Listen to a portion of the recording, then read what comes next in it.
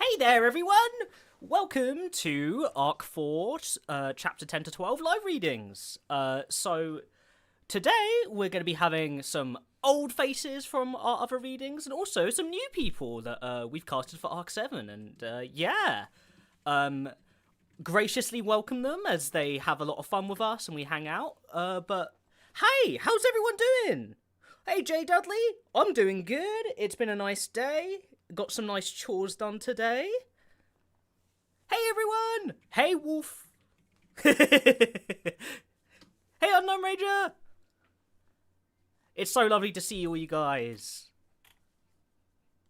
But yeah, we're back to Arc 4 today. Gonna have lots of fun going through that. If at point for the narration today, it's like, it seems kind of like a summary. That's just because of how Arc 4 has been translated. So there's going to be points in the narration where it's like, oh, that's the narration. It's just kind of like a summarized version of the narration. And it kind of goes back and forth. So it's inconsistent between what is actually translated and what is more of like a translation summary. But we're incorporating all of it just so it's like followable. But yeah, this is going to be way more relaxed than our Arc 6 stuff, which was a lot more... Ooh, in the minds. This will be lots of fun. We'll be hanging out with everyone, and yeah. I forgot this was playing on jump scare. I'm so sorry, Ash. Whoops. Okay.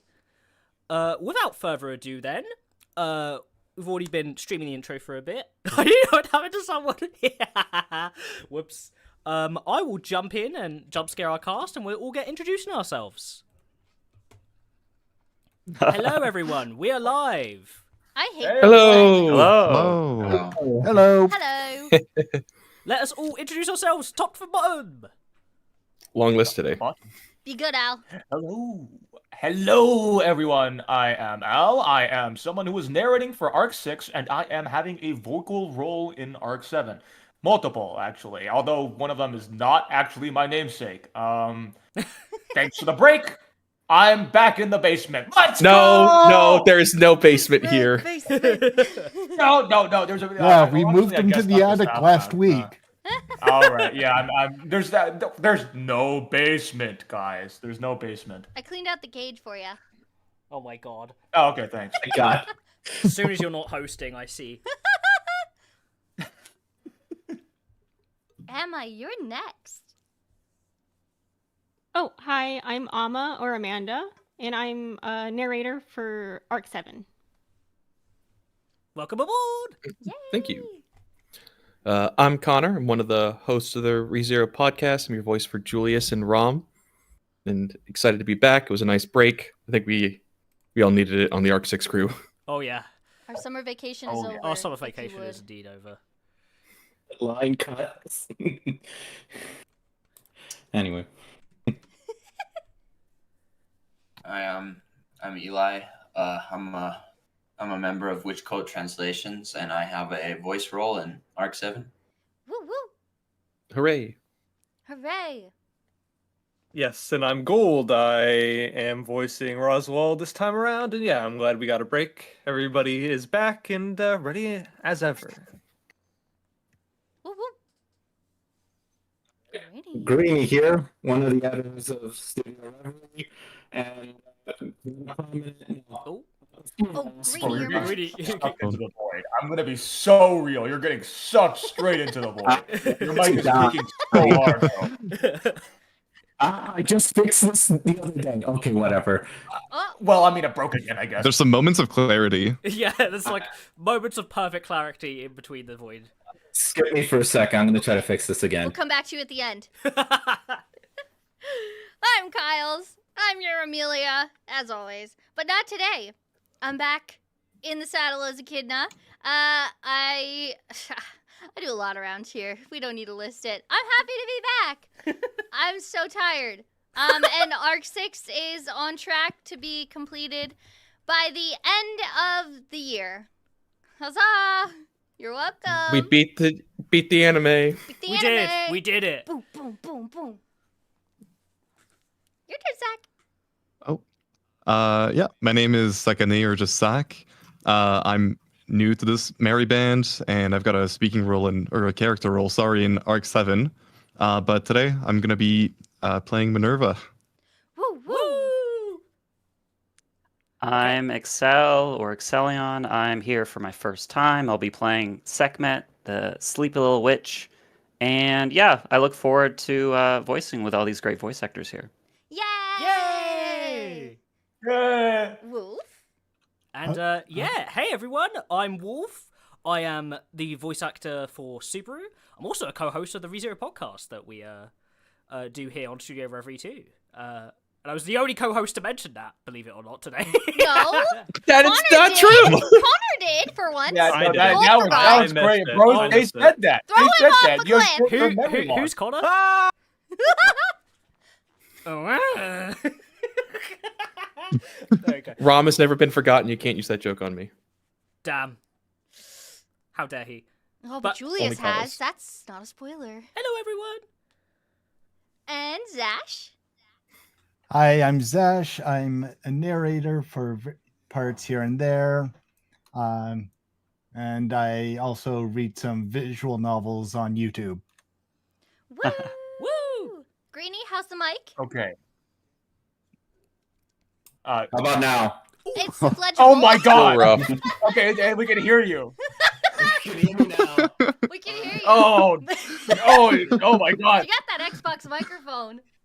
You're like school. Oh, he's got the Turtle Beaches. Halfway down Oh, your the throat. Toby, yes. right now. You don't go for it. Go for it, dude. Do it, Greenie. Okay, wait. How about now? I just lowered it way too far. It's a No bit- different. Okay, now you're legible. You're legible. Yeah. Okay, fuck it. We ball with this one. Greenie here, who's having audio issues again. One of the editors of Studio Reverie and resident of the basement.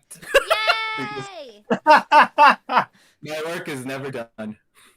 For those of you who are new here, the basement is a reference to working nonstop for Reverie, because Wolf and I operate in our basement. It's an ongoing. Damn, how thing. dare you explain the joke? They're gonna be weirded out. We need voice No, actors. they never. The basement Also- was also just for Arc 6, but I guess That's it's continuing true. to 4. It's true. And 7. And Yeah, forever. keep in mind, Connor, Arc 6 is done for live readings, but that doesn't mean it's fully done yet. Not for the Yeah. editors. The editors are Yeah. sweating till the end of the year. And then we're gonna keep sweating with Arc 7. Yeah! Yippee! So Kyle, Hi. you did say that you're not Amelia today. However, Oh, is she here today? yeah, she is The third here. one. Oh. Yeah. Yeah, and the first one. Oh, okay. I mean, I'm not mad about that. I Yeah, guess I can't really give just it up. wanted to not have you get flashbanged by randomly having an Amelia on it. Oh, it's Amelia. It's okay. My voice naturally goes into her nowadays, so it's fine. We're ready. It scares me. It's true. State of being. Okay. That's really unfortunate. How is everyone feeling? We all ready to get started with chapter 10? Where's the chapter, by the way? Yay. I Do you don't want me know. to send the Yeah. link for you that I already sent? Yeah, Yeah. send it again. There we go. Thanks. Okay, hopefully I'm not going nuts with audio again. That sounds Look, better. it's fine. That sounds much better. That You sounds embody much better, yeah. Garfield, okay, I have you to just sit. embody Garfield. Okay, it dies when you God, get that one excited. was loud. Oh, I Okay, found I it. gotta be. Cool. All right, how about this? How about this distance? That's You good. still sound like you're in Yeah. a washing machine, but it's Oh better. my god. Hey, But like it's gonna, not spinning. It's gonna add a witchly effect, okay? It'll It's be fine. crunchy for Mhm, Garth, mhm. and that's what we Yeah. Honestly, one of the better characters you could have done it for. Okay. Head actually in a tin can. A trash can. All right, we should jump in before Yes. this gets too out of hand. Yes. When you're ready, I'll take it away. Okie dokie.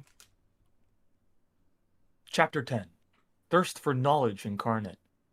About 15 minutes after leaving Roswell's recuperation hut, Garfield announces that they've reached the tomb, which is an old ruin made of primitive stone construction with some shallow cracks along the walls and dense thickets of ivy growing over it. Definitely over 100 years old. The entrance faces out to the forest, but half of the structure itself is swamped by the forest, so it's hard to gauge how large the tomb is. If this tomb is dedicated entirely to the Witch of Greed, then perhaps it's safe to consider it something like a pyramid in the original world.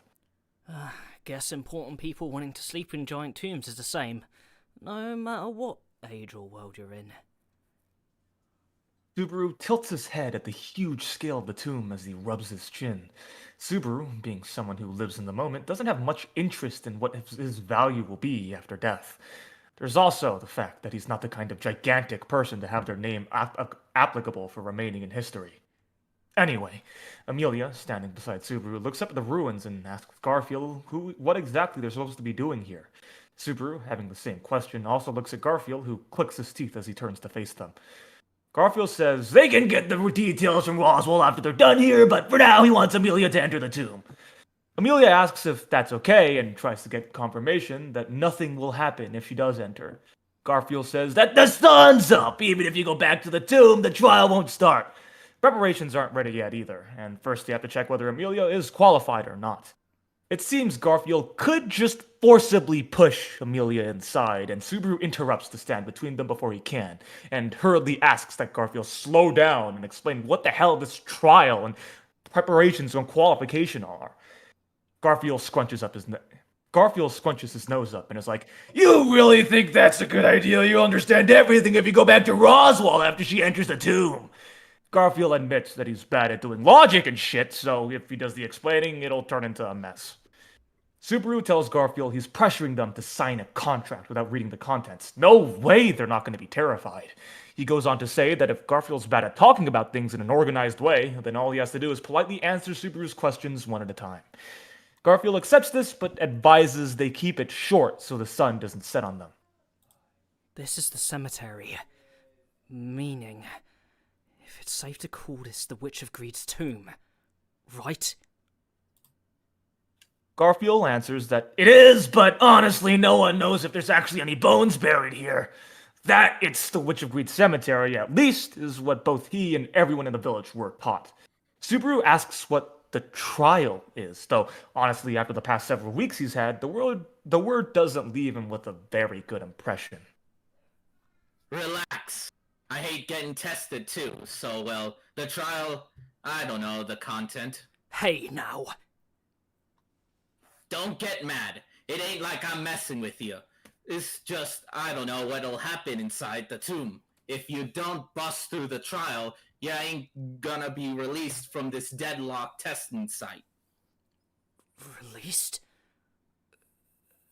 Who exactly? This is where the qualifications is. Guys with the qualifications can't leave the testing site. Long as the trial ain't over, you ain't getting out of here, out of the witch's possessive hands. It's not exactly the best explanation, but it doesn't seem like Garfield's trying to be misleading on purpose. That he's failed to give his information more cleanly might just mean his understanding of all this is also vague. Subaru puts the pieces of what Garfield said together.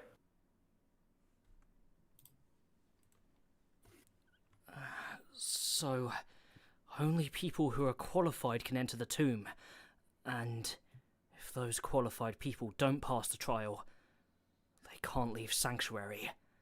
Is that about right? It's sorta like that. Maybe? I had it pretty succinct, and you're really saying it's still not good enough? Garfield tilts his head. Subaru looks at Amelia. She picks up in voicing her conclusion in the wake of the answer they've reached. I fell unconscious before I entered Sanctuary. Was that what was happening then? So, that was the boundary line, and you fainted because we crossed over into entrapment range? No, but me and Otto were lively as anything right then. It's 'cause you ain't qualified. So, looks like they figured out the answer as to why Amelia mysteriously fainted back then. Garfield points at Subaru with one hand, then at Amelia with the other. Half-elf Amelia-sama's qualified. Full, pure-blooded human Subaru ain't. So you're free to go in and out as you want. But it means you can't take the trial. Wait, hold up. So, basically, thinking about what you just said, then it mean this. That The people who can take the trial are half elves. No, people who are half human and half demi-human, which would mean everyone living in Sanctuary fits that description. Yeah, guess I didn't tell you. Garfield nods and blinks, satisfied. The next instant, his eyes turn golden and his pupils narrow into slits, his canines elongate and his fingernails sharpen into daggers. His petite body seems to enlarge. Wait, no, that's not a seams.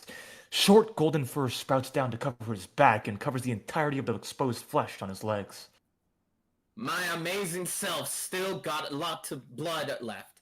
If got my own speciality of ancestral return. Wow. Can I pet you?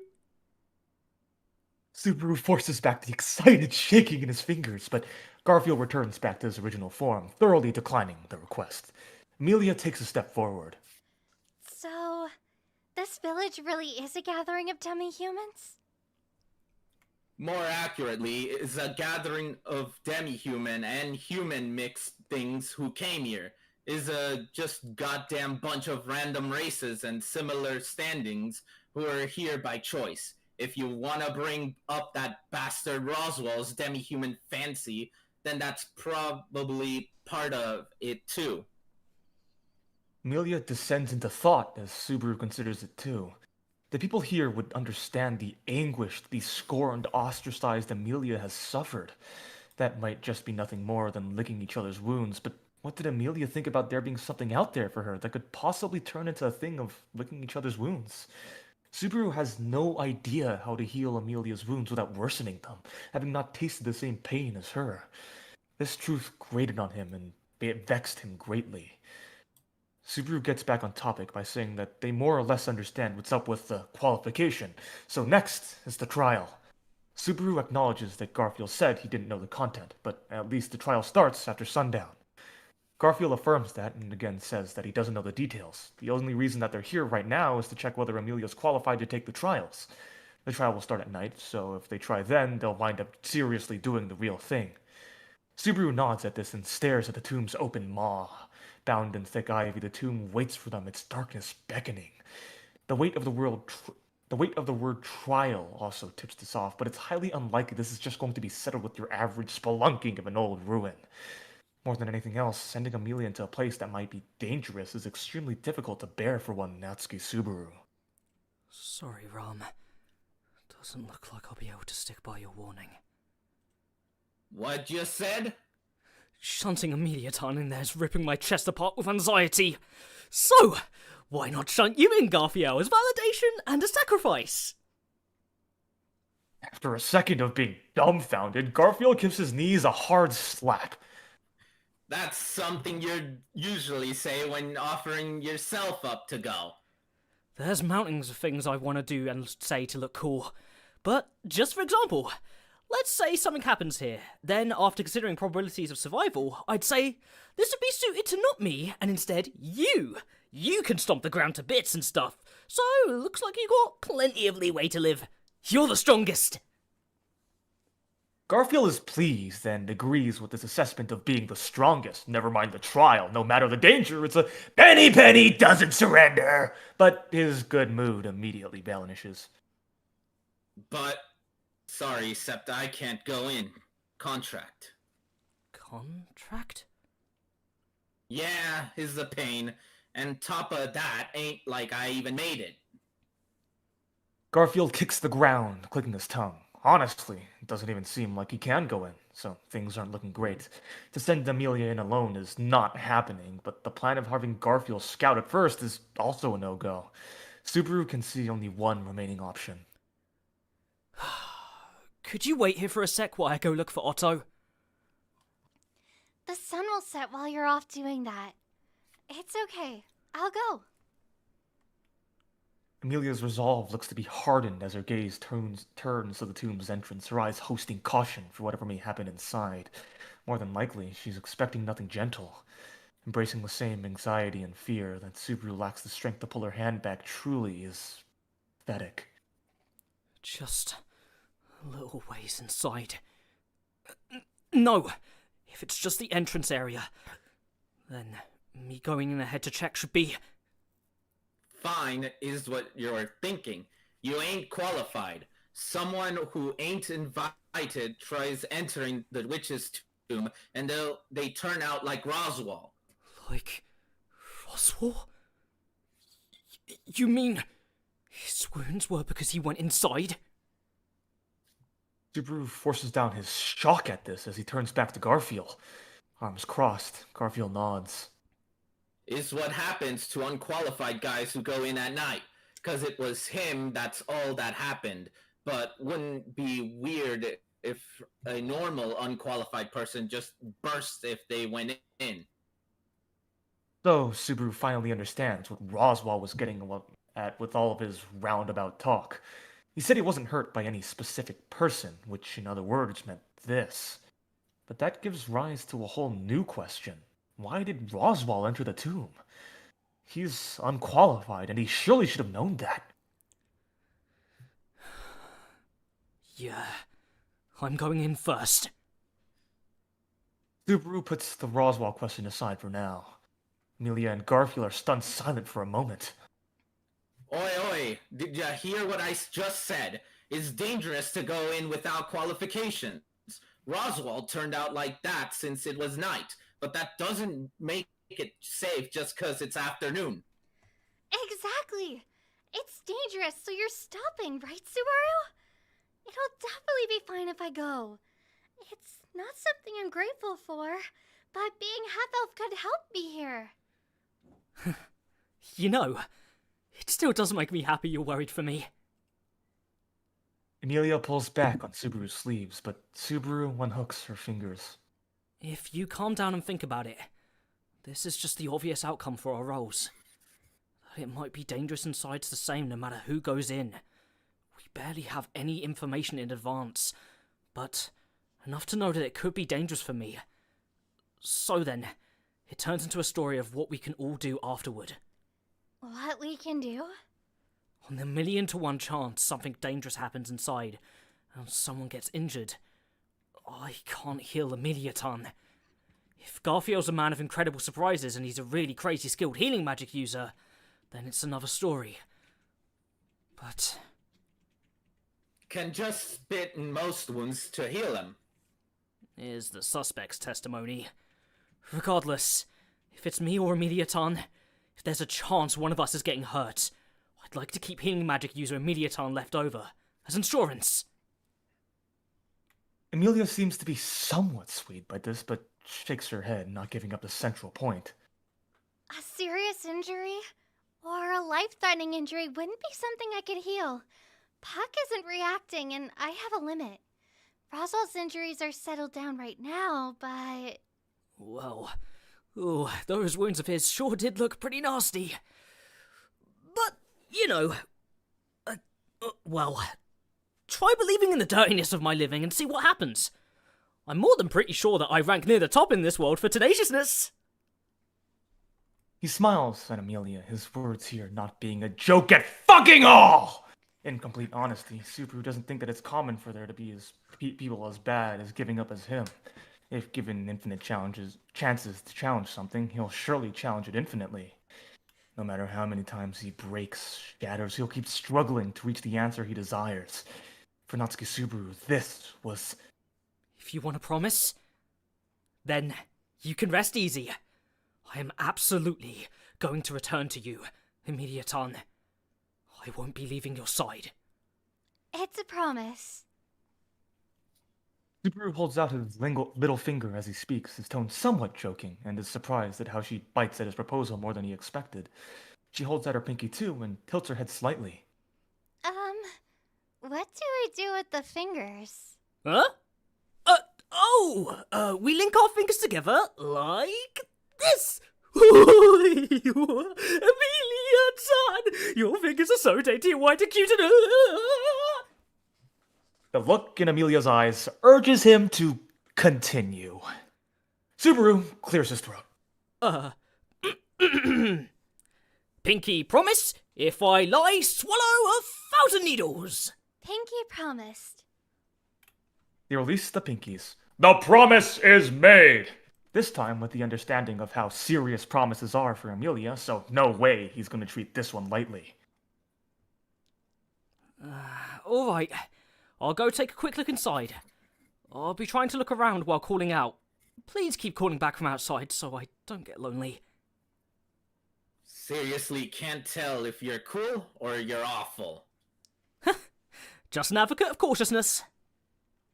And he notes how easily he's totally destroying Ram's warning. Mentally, Subaru humbly apologizes to her. Spuriousness of a witch. Not a peaceful-sounding vocab, but not something he wanted to voice to Amelia. She'd almost certainly end up stressing that she'd be the one to go in even harder. Subaru, if you think it's dangerous, come back right away. She doesn't look too happy about it. Subaru shoots her an original kind of thumbs up using his pinky and flashes her a smile, then peers forward into the tomb. He scales across the ivy underfoot and strains his eyes as he stares into the tomb, where the dark makes everything more than a few meters invisible. But it doesn't look like there's any signs of anything disagreeable living in here. Subaru fires himself up by using the Japanese version of Nothing Venture, Nothing Gain, which has to do with catching tiger cubs and shit. Not like Subaru wants a tiger, though. However, in terms of Fluffy, a tiger cub is a very desirable target, but too dangerous to try, so for Subaru, he wouldn't say he'd attempt it. And the instant he steps on the cold floor of the tomb, he feels a sensation as if the ground under his feet is fading. Stupefied, Subaru looks down. The floor is disappearing. But the floor beneath him going out of existence, he has no way to support his body as he falls forward. He reaches out his arms, but they don't touch either the walls or the floor, and Subaru proceeds to fall into the darkness below, screaming. The falling goes on for a fucking while, and at the end of it, and after his walking around, he meets the girl. Which is where he is now. Which makes you the one I found after all that falling, walking around helpless, trembling in hunger. I sure hope you're all satisfied. Yep, definitely satisfied. It doubtless seems you're someone far beyond what I have expected. The back of her hand pressed to her mouth, she laughs like as Subaru stares back at her with a cautious gaze. He forces strength into his legs so that he's always ready to run, and opens and closes his hands, prepared to grab her at any moment. It's a pretty shitty attack plan. You don't really need to be that on guard. And besides, I'm pretty sure you can judge yourself that even against me, you're not likely to win. Bravery and recklessness are confused things. Sorry, but giving up after losing isn't in my character. And telling me not to be on guard. Do you really think I can do that when I'm talking to someone who's introduced themselves as the fucking Witch of Greed? I see. You're exactly right. That was my mistake. Subaru's filled with fucking rebellion and irritation, but Echidna's attitude doesn't falter. This could be because she has room to be so lax, or amusement at Subaru's struggling, that kind of completely unimaginable, transcendent aloofness. Her gaze is that of someone reading a manga, looking down at the characters. To her, Subaru's no different, which is why Subaru keeps on maximum caution when facing her. She exerts pressure leagues above the white whale and introduced herself as the Witch of Greed. This wasn't some kind of trifling problem of her legitimacy. It's the fact that she's so overwhelming that even Subaru can sense that she's not someone who can just be laughed off. But she shoots Subaru, sweat arising on his forehead, a glance. Though, it really does hurt that I'm being treated so cruelly. You know, I am just what I appear, a weak little girl. When a man looks at me with eyes like that, it's definitely not that I don't get ideas. You know, that little girl of yours has death flag written all over it. Just saying, my sense of caution hasn't been anything ordinary for quite a while. Dying so fucking much. Going by Subaru's own danger judgment, this chick is on par with Betelgeuse. So, I guess we can't have a real conversation. That was unavoidable. Alright, then how about we do this? She raises her hand before her forehead. Right after Subaru swallows his breath at this action, she clicks her fingers and the world changes completely. The cold stoneworks of what felt like the tomb's bottom disappear, and in its place comes a field of green grass swaying in the wind, and a little hillock on top of the which the two are standing. What? If you didn't want to hang out back there, how's this? Subaru looks around the surroundings in surprise at Amelia as Echidna smiles at him and seats herself at one of the chairs arranged beside the white table atop the hill. She indicates that Subaru take the seat opposite. Subaru plonks himself down at the recommended seat. Steaming cups of tea are arranged on top of the table, which Subaru looks at speechlessly. Don't worry. There isn't really anything dangerous in there. If you want, I could drink one first. Though I don't have anything I could show you if you doubt me. And ask whether or not poison works on witches. I'm bested. Now that we're here, my sense of normalcy is just thrown. How did this place even get here? Can you use teleportation magic or something? Beatrice has used such magic on Subaru before to dump him in barn in Arlem Village from the Forbidden Archive. Julia said, "That's some crazy magic shit," but since Echidna's a witch, her being able to use it wouldn't be so surprising. Teleportation? Ah, yin magic. Nope, you'd be mistaken. There's lots of flaws in that magic. I don't really prefer to use it. What this is just a tiny bit of extra kind of entertainment. Since here, I've got some workable freedoms. This place is my castle. Your castle? Field goes on, disappearing without end past the horizon. Yeah, this sure is something like a fantastic rather than realistic place. Recognizing this, Subaru swallows his own saliva, shrugs, and lets a smile rise on his face. Sorry, but no matter how far I look, there isn't a castle, or even a shed. So what? Are you in the middle of rebuilding this castle of yours? Or did you lose everything except the table and chair to loan payments? You truly are interesting. If you exclude other witches, it's easily countable how many people could joke around in front of me like that without deteriorating. I really didn't think after death that would count as an increase. Echidna smiles as she counts off on her fingers, extremely satisfied that she can add Subaru. Subaru's face scrunches at a phrase that he can't just overlook here. After death. If you're really the Witch of Greed, then, going by my memory, you're supposed to be dead. Even the reason I came here in the first place was to stop by your grave. And I thank you graciously for that. I would like for someone to leave flowers for me at the entrance, but I'm not quite the most favorable towards liquor.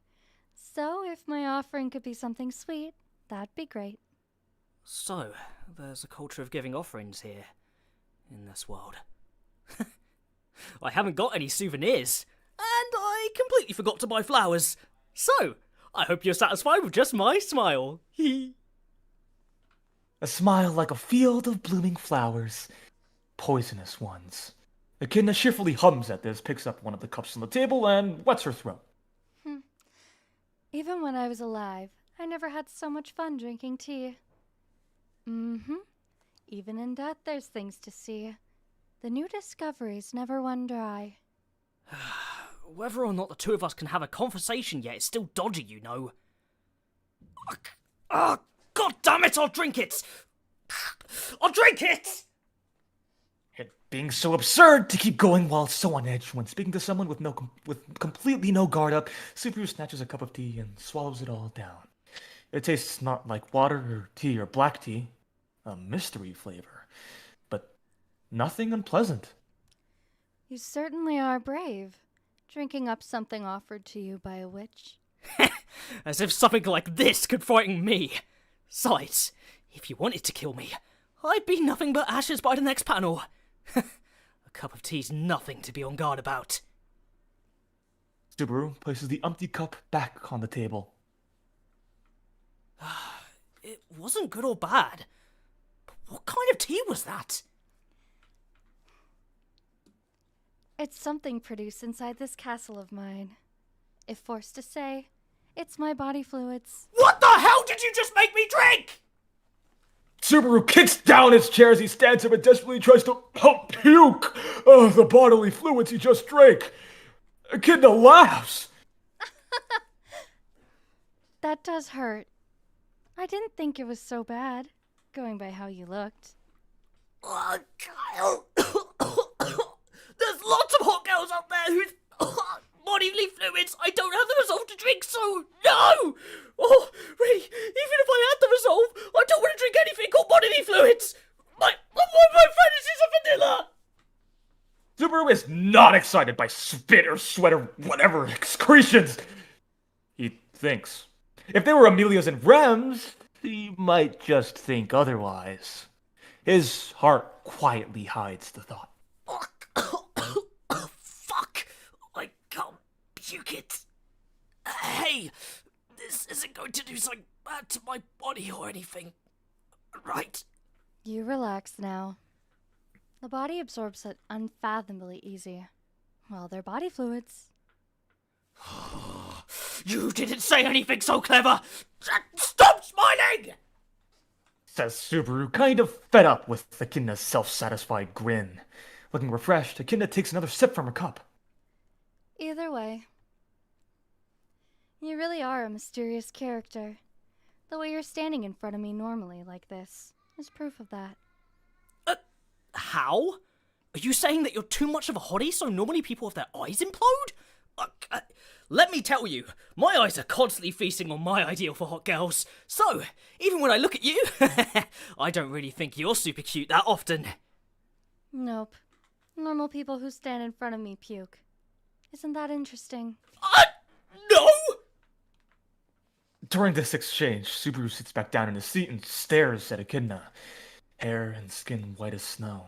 Black clothes, which look like a morning dress, and her somewhat childish looks, which convey her a subtle, spicy kind of beauty.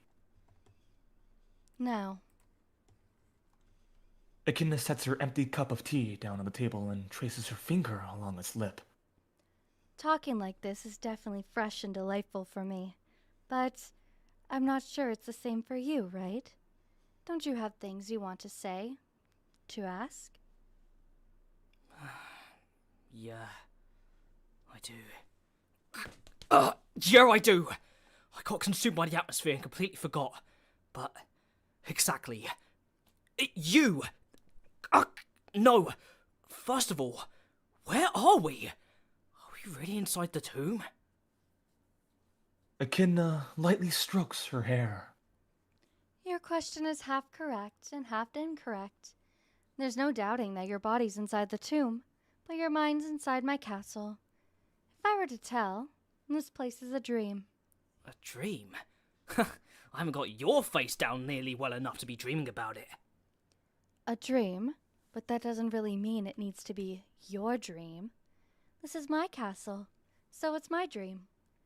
Don't you know somewhere similar to this? Subaru's breath catches. He gives a small shake of the head. On what basis are you? Nothing definite. I just kind of thought you would. Your attitude resembles someone who's averting their eyes from something they know. It's just what I was thinking. I honestly don't know. But what you're saying is not wrong. Echidna's phrasing wasn't exactly harsh, but Subaru ends up feeling accused anyway. And in complete honesty, Subaru can't control the conflicting waves of emotion fighting in and out of his chest. Echidna isn't saying anything incorrect, but Subaru's reply isn't a lie either. When Echidna told him that this was a dream, Subaru both understood and accepted that simultaneously with his surprise, and as if such a sensation was something he already knew well, that his heart understood. Why did he think like that? No matter how hard he searches his memories for the reason, he finds nothing. I'm accepting that this is your dream for now, at least. So, how can I get out? I'd say waking up from the dream, or being woken up from outside. But I don't have a body to do anything to you from outside, and waking up yourself from inside someone else's dream is tricky. If I don't think to wake up, I suppose you wouldn't be awoken. Then, you... Subaru shivers. The term Echidna's castle now gains a more vivid feeling of truth to it. Subaru's soul trapped here is in the palm of her hand. The spuriousness of a witch. The truthfulness of these words multiplies. Hans, planning to let me out? Echidna sighs. I mean, whatever. If you want to go back, I'll let you go back. It wasn't me who called you here. You came here all by yourself, so...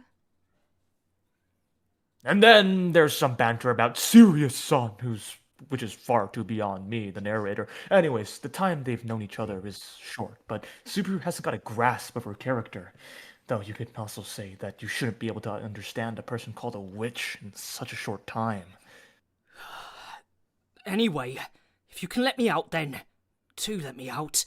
There's a girl up there who I'm sure is worried about me. And if I've got the time to be drinking your bodily fluids, I want to be helping her relax. I'm fine with that. But are you?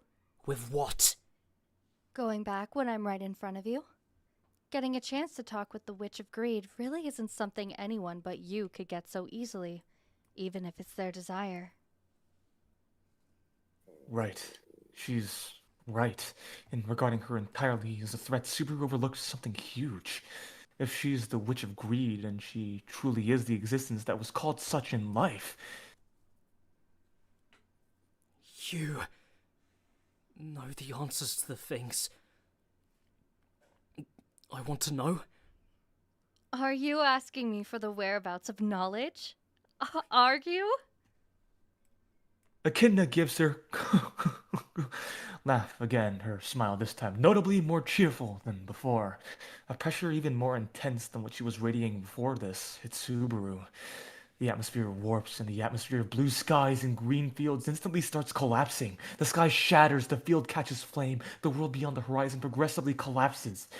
Feeling a non-existent jolting, Subaru hurriedly reaches his hand to the indeed existent table. The second he touches it, it breaks apart in his hand like grains of sand. You really are an interesting being. The scenery around Echidna morphs, terrifying patterns embracing the world. The darkness expands, coiling around Subaru's legs and proceeding to his whole body. For Subaru frantically moves to escape, but the world's collapse has already expanded to the area nearby the couple. There's nowhere to run to, and the world's still disappearing. If we're just trading questions and answers, this space is plenty. Knowing the things you want to know, a thirst for such a thing, greed for such a thing is something I approve. All that remains is the two chairs that Subaru and Echidna are seated in.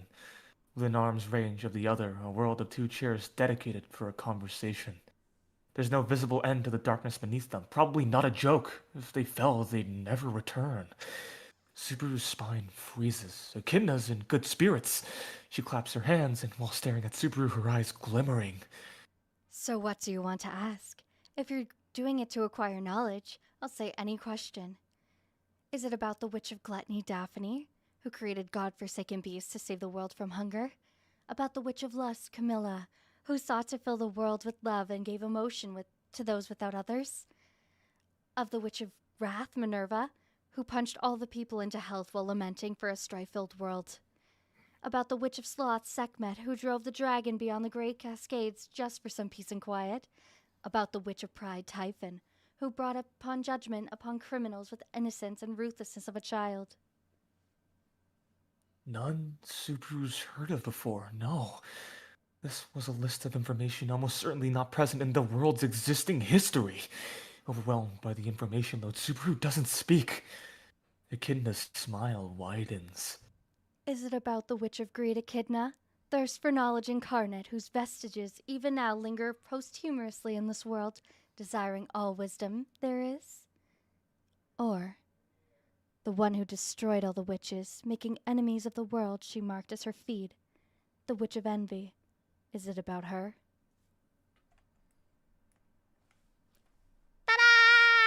That's chapter 10. Chapter. Oh my god. See, Amanda, I was gonna offer you to read for Echidna because I didn't realize I had Amelia. I'm glad I did this one for you. Yeah, you had a lot. If you do want to take over for Echidna next chapter, you can, but I can take her, no problem. It's whatever you want. Whatever you want. This I think fucking she's- narration, dude. I think she's less of drinking fluids, and I'd like you to read some. So you could be Echidna and Ryuzu. I'm sure Amelia Oh, will okay, come thanks. back. Drinking fluids is the best part. What are you talking about? I didn't realize Yeah. we were starting True, off true. there. Well, Super if does you not agree. remember, yeah. Well, this is already out of sequence, so whatever you remember doesn't really matter. Yeah, no, like this is Yeah. not the order. No, it's not. It's been over a year since the last time we read this. I totally thought we weren't getting this yet, so. Oh yeah, no. Well, here it is. The Yeah, light And it's this novel, making is a pretty great first iconic impression. moment. the light you know. novel and This anime is order of awesome. events is completely different from how it comes in the web novel. Is that why everyone was so mad about season 2? It's why a lot of Partially, web yeah, novel readers that partially. didn't understand there was a difference between the light novel and the web novel were confused. Yeah, Yeah. they were like, what is these changes? What? What's happening? People complain about like how the anime adapts the story from the web novel, but that's because it's adapting the light novel like Yeah. pretty Yeah. accurately too. Yeah. There's isn't a lot that's been cut out. It's mostly the same. Yeah. Well, And most of it's in season 1. Yeah. Yeah.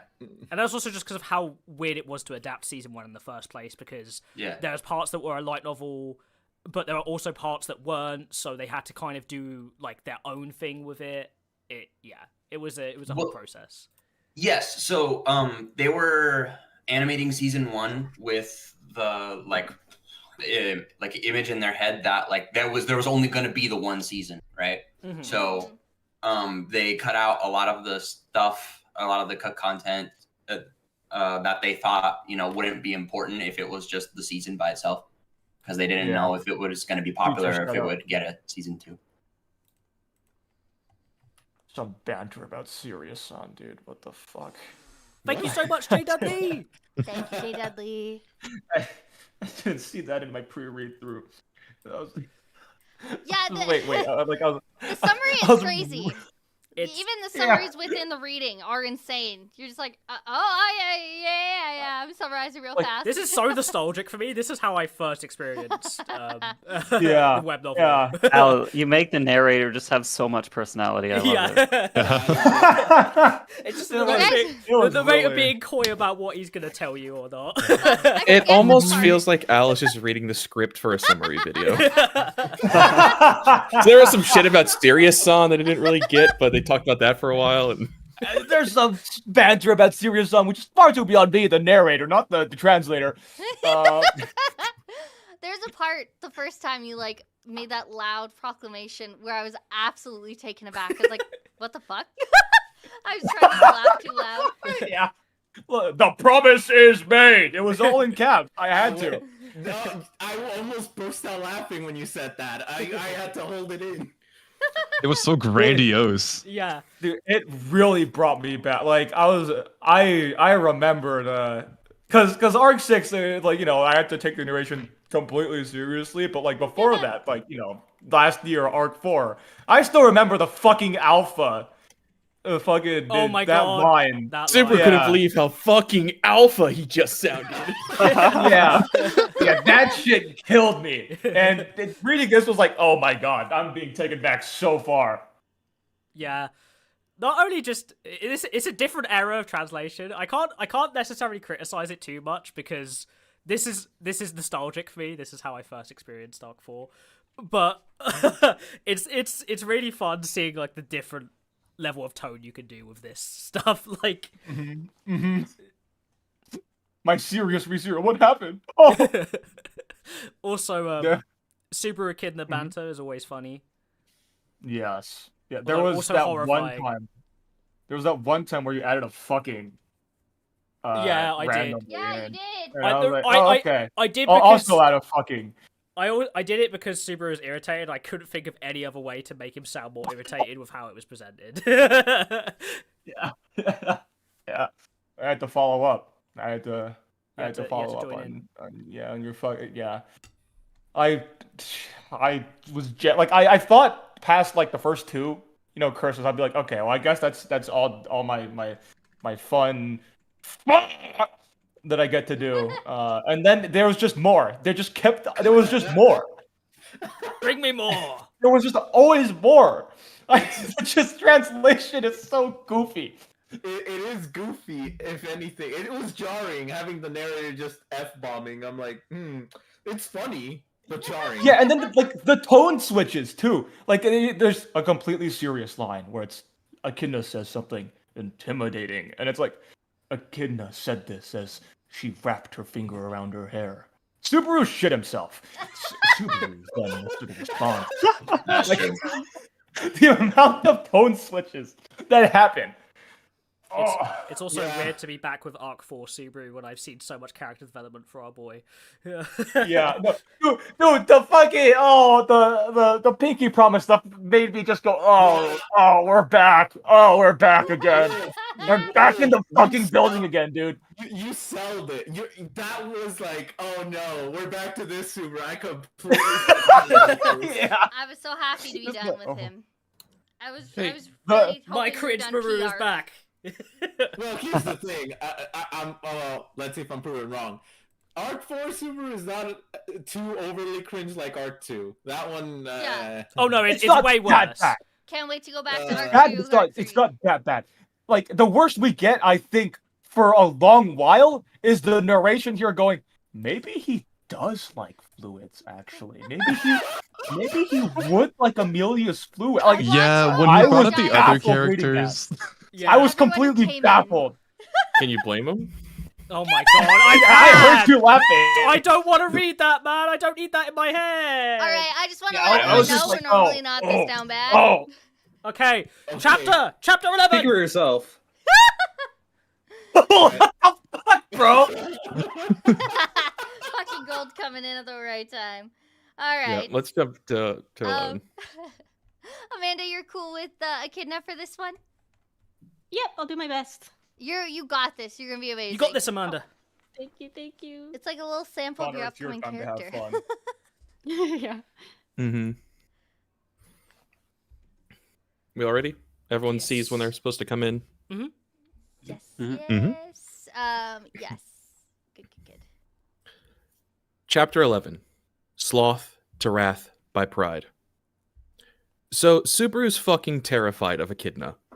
He can't breathe. He can't register the beating of his heart. Not even sweat rises on his brow, and he can't blink without Echidna permitting it. Absolute isolation. Crap. Guess I overdid it on the menacing. It's always been that when I get so excited, I wind up saying too much. Sure is a pain, this witch's nature. Even if she realizes she overdid it, that doesn't reduce the overwhelming pressure she's exerting in the slightest. Their friendly back and forth is fucking gone. The girl standing before Subaru is not a girl. In the truest meaning, she is only a witch. This happened every so often when I was alive. It did when the royals of every country came to me to borrow my wisdom, and... well, I suppose you have to be some caution while looking at me. Echidna shakes her head and looks at Subaru with her black eyes. Subaru trembled at his emotionless self reflected in them. Echidna smiling. Maybe this will suit your fancy? The change happened abruptly. Simultaneously with Echidna's muttering, Subaru crinkled his brows, uncomprehending. Echidna's smile melted into the darkness, and right after Subaru blinked... What are you looking at, you? What? You're staring. says a girl now there before Subaru, kicking her legs and puffing up her cheeks. Her dark green hair is shoulder length, her cheeks as red as an apple. Her tan skin goes well with her white dress, and her sweet, youthful loveliness scatters freely about her surroundings. She has an artificial beret of a blue flower, which looks to be her characteristic. A harmless, innocent little girl, now sat where Echidna was, staring at Subaru. Wait! Echidna? Where did she go? Echidna? I don't know where Echidna went, but what's with you? Me? My name's Natsuki Subaru. A lost man neither invited nor summoned. Just in the middle of going home after some tea. Currently troubled by the sudden disappearance of the landlord. Eh? So, You're Baru. The girl smiled happily at Subaru's honest self-introduction, which even in this situation made Subaru's chest get all warm and fluffy. The situation was complete chaos, but the instant Echidna disappeared, Subaru got released from all that crazy pressure.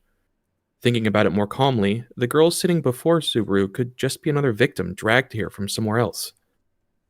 Have her cooperate to escape from here. Though Subaru doesn't know how much help she'll be, he went to raise his head. Okay, first, we'll pull a while the cat's away mice while we'll play, and work out a plan for getting out of here. Since there's so little footing to work with, the room for all is pretty narrow. But first of all, would your name... By the way, Baru, are you a baddie? ...be something you could tell me? What? The girl's legs swayed, and the chair rattled as she went back and forth, and pouted. I said, are you a baddie or not a baddie? Which? Every human is a creature of sin, for which living cannot be preceded devoid of victims. Thus, we may have become criminals upon the very instant of our conception in this world. But even so, people live. They are aware that although it produces victims, they cannot acquire things of worth without creating those victims. All such kind of philosophical banter feels pointless with a little girl, but is that what you mean? I listen, but I don't get it. Whatever. Just to check. Subaru tilted his head, and the girl tilted her head in an even deeper angle. She grabbed his outstretched hand, feeling how soft it was, filled Subaru with a new resolve to get out of here safely. I think about this when I'm dealing with Petra Chu, but man, I'm unexpectedly fond of kids, even though I hated them for being so noisy before. Sins cost nothing, by pain alone atoned. Huh? The girl whispered to herself quickly. Subaru, unable to catch it, raised an eyebrow and went to look at her when he was hit with a light shock. Alongside that feeling of his arm being tugged came a feeling of liberation, as if letting go of a heavy load. Subaru turned his head, looking around to see what happened, but there were no changes to the world, just him and the girl, no sound or wind. But in the girl's hands, she grasped a man's arm, severed from the shoulder. It doesn't hurt, so you're not a baddie. Good. And so Subaru realized his right arm had been plucked off. He felt no pain and there was no bleeding. The bones, veins, arteries, and pink muscle enveloping them is plainly visible, dangling from the points of severance, and looking like something edible you could get at a butcher's. If you removed the unacceptable reality, it was all protruding out from his own right shoulder. My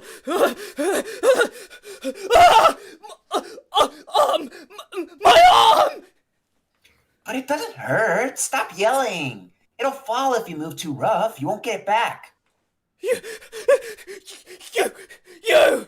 Putting aside, you severing people's arms! What the fuck are you saying? Give it back! Give it back! Subaru was glaring fucking daggers at this kid while touching and screaming at his open flesh. Give me my arm back, you fuck. It didn't even occur to him that such a thing was impossible. Heirs act as fetters never unbound. This time it hit his legs as he went to step forward, which shattered like glass from his knees down. Unable to stop it, he left his body to momentum and fell forward into the little girl's lap. She caught him gently as he shivered, slowly patting him like a mother soothing a beloved child. You're not a baddie, but you think you're a bungler. You're a kind, good boy. You're so sad. You're suffering. What the hell are you? Are you? Neither his right arm nor his shattered legs gave him any pain. Neither were bleeding either. She tilted her head above him. I, Typhon, am the Witch of Pride. Pride? The shock again brought Subaru's thoughts to a stop. There's anger and fear, but he had absolutely no consciousness of either of them. He only just met the Witch of Greed, Echidna, and now he's suddenly making contact with the Witch of Pride. These witches who were destroyed, supposed to be dead, are... Looks like I'm up next. No choice but to do it. And down came a tired-of-the-world voice from above. Subaru's shock made him moan with absolutely all of his might. All he did was blink. Again, the world hadn't changed at all. He was still missing his arms and legs, but despite that... You're pretty heavy, even though those missing limbs should be lightening you up a bit. That's a man for you. Though, don't you think it's better when men and women in themselves are meaningless, as we're just souls? The person supporting Subaru had changed from Typhon to a different woman. Her magenta hair stretched extremely longer than average, and she gave the impression of being extremely fatigued, but beautiful. Her skin and lips abnormally pale, her eyes narrowed more with a deficiency of will to live than with sleepiness, and the way she made every breath seem like a pain spread her environs with a gloomy atmosphere. She wore a black robe, but the filth and frayed patches scattered around it gave it an incredible impression of this seriously being the only thing she ever wore. She sighed as she looked down at Subaru. You're quite the luckless one too, aren't you? Tossed around by Echidna, then me, and Typhon. Having face-to-face meetings with 3 witches in turn, that's something you'd only get with, say, that Morn, Flugel, or Reed, Swishler of Styx. Are you a witch too?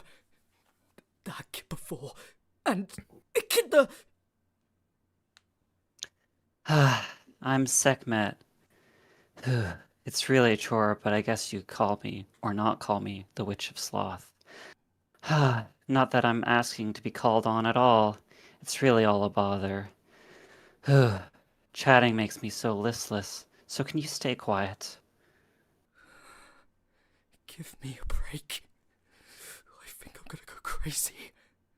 If I don't talk with somebody, I'm going to see what my reality is right now, and that is bad. Please, tell me what to do here.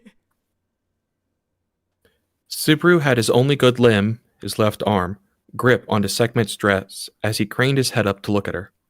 Sekhmet sighed with the unconcealed emotion of, this is such a fucking pain. You've got nothing from your right shoulder, or your knees down. By that style, it looks like Typhon. That girl doesn't understand others' pain. She's exactly a child made ruthless through her innocence. It's sure something to pity. Well, my arm and legs returned to normal. Nothing I can do. Actually, this works fine. This was a pain for me, too. So I'll just leave the rest to her and go to sleep. Breathing's such a damn chore. Do you ever think, like, if we could get out a lifetime supply of air into our lungs all in one go, we could settle things there without breathing our whole lives? If that happened, I'd lungs burst and we'd die. More importantly, what about my situation? Still looking as entrenched and ennui as ever, Sekhmet bewildered Subaru with her fucking ridiculous proposition. Subaru went to tell her off since he wanted a more serious talk with her after pleading with her, but... Did you really just say die in front of me? Came a bloodthirsty voice. Again, the person before Subaru had changed. The old thicket of hair was gone, and the thing to replace her in Subaru's gaze was... Boobs? Where are you looking? Where? Subaru tried to look up to see the face of his new conversation partner, but his vision was interrupted by protruding masses of flesh around the breast region, and he didn't reach the face. The feeling of the person's lap was plumper than Typhon's or Sekhmet's, and her build overall was abundant in womanly curvature. She lifted Subaru up easily, one-handed, despite his missing arm and legs. Subaru still could have weighed quite some weight for a woman to carry. You look in the person's eyes when you're talking to them. The eyes, I swear. Men are always like this. Unbelievable. And voila, she was a blue-eyed beauty with wavy blonde hair. She wore a short skirt with clothing that looked easy to move in, and even considering that she's sitting right now, she's pretty short. But her big chest and abundant curves gave her a salacious air. She glanced at Subaru with some anger. Right arm missing, legs missing from knees down, no bleeding or pain. You got punished by Typhon! That girl, she went off doing whatever she likes again. She's just awful. Her eyes clouded over with fury, her speech filled with anger, her attitude with fury, her actions with violent passion. But tears welled up in her eyes. Are you crying? Of course I'm not crying. I'm just mad. Right, I'm mad at that Typhon making these wounds and just leaving them there. And at this world that lets her do these awful things. And at people fighting and hurting each other and making each other suffer, the craziness of it all. And she tossed Subaru into the air. What? I won't forgive it. Not pain, not fighting, not wounds. And as if I could leave this like this. The next instant, a flurry of blows from the wound's fists assaulted Subaru. The punches came with extreme speed and force, and Subaru was jettisoned away. But What? the blow should have been enough to send him flying, but he immediately hits the end of the world. It was barely any distance at all. The shock of slamming against an invisible wall penetrated Subaru's entire body. Safe! Don't you dare think you're getting away. Just as Subaru was about to slide down the wall, another hail of fists pounded down at him, sandwiching between her punches and the invisible wall. The force of all of her punching transferred through him into the wall, and the foundations of the world started to shake. Battered around so thoroughly, he had no idea what was up, down, left, or right anymore. Subaru's consciousness went white. All that filled his vision are the fists, and the girl with a torrent of tears rolling down her face. As he watched the tears scatter into space, he went to try and complain that he's the one who wants to cry here, and once again a fist paid a visit to his face. Endless torture in the deepest ring of hell, which ended suddenly. With my fists, I'll restore the world. With my anger, I'll purify the world. My wrath, my healing fists are how I answer. The next instant, the world shattered, broken to pieces by the force transferred through Subaru to the wall. The rain of punches stopped, and next came the feeling of something soft. He was back in the field with the tea party. Subaru got up and looked around, dumbstruck. The girl strided over to his side, patting her hair down, and glared at Subaru. Right arm. Yes, ma'am. Subaru unconsciously raised his right arm at him being called, and to find that his arm was properly back in place, and everything to his fingertips were back and restored. Legs. Oh, there too. I can stand. Walk. Moonwalk. He hopped up to his feet and, indeed, did a confirmatory moonwalk. The girl crossed her arms and nodded with full satisfaction as she watched Subaru slide away across the field. Subaru burned that picture, which emphasized her breasts, well into his memory. You've really helped. Thanks. But just going with the conversation, you'd be... I'm the Witch of Wrath, Minerva. Nothing worth introducing myself. Really, now? Nope, it wasn't a big deal. I just can't permit there being people being injured, or injured people where I can see them. It's nothing worth being passed down to the hereafter. And yet you still go ahead with working for your own great exploits! You're one of those people who doesn't listen to what others say! A type I'm not very good with! Minerva turned her back to Subaru, who was waving his healed arm around. Anyway, if your wounds are healed, then I've got nothing to do here. Now, don't you get hurt even the tiniest bug bite. That's a promise between you and a witch. I couldn't do that even living in a sterilized room!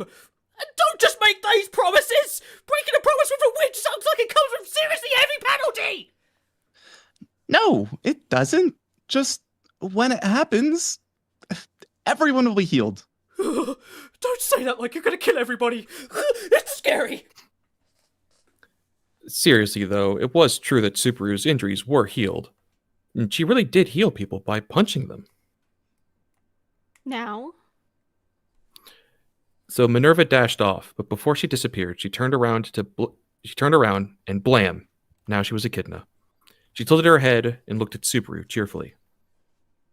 I let you meet some other witches to prove to you how harmless I am. But how did it go? If your attitude towards me softened a little, then waking them up from their sleep was worth it. Subaru gave a deep sigh and slowly raised his head. No mistake. You are a witch. Humans don't think anything like this. Is what he spat at her with all the intensity he could muster.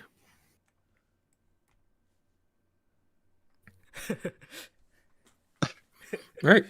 Well done, everyone. Well done, everyone. That was Sweet. lots of fun. Nice. How did we find doing some witches, guys? That was fun. Fun. Earlier It than really felt like expected. I was running out of breath with every sentence I spoke. Yeah. Yeah, that sounded great. It's a good job on that was a that. really great. Yeah. I don't think I'm the best voice for Hey, don't worry a about lolly type character. You did do I half tried a keeping bad my job, voice like quite higher honestly. pitched.